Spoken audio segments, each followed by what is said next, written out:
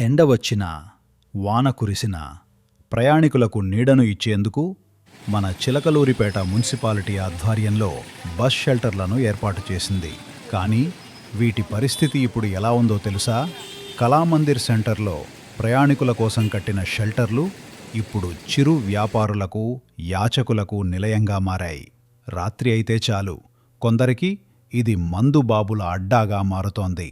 ఒంగోలు వైపు వెళ్లే ప్రయాణికుల కోసం సామ్రాట్ హోటల్ ఎదురు ఏర్పాటు షెల్టర్ కథ మరోలా ఉంది. షెల్టర్ ఇక్కడ ఉంటే బస్సులు మాత్రం ఎక్కడో దూరంగా ఆగుతున్నాయి. దీంతో ప్రయాణికులు ఎండలో నిలబడాల్సిందే కానీ ఈ షెల్టర్ లోపలికి వచ్చే పరిస్థితి లేదు. గుంటూరు వెళ్లే ప్రయాణికుల కోసం కట్టిన షెల్టర్ ముందు ఆటోలు అడ్డంగా ఉండటంతో అసలు అక్కడ షెల్టర్ ఉందన్న సంగతే ప్రయాణికులకు అర్థం కావట్లేదు.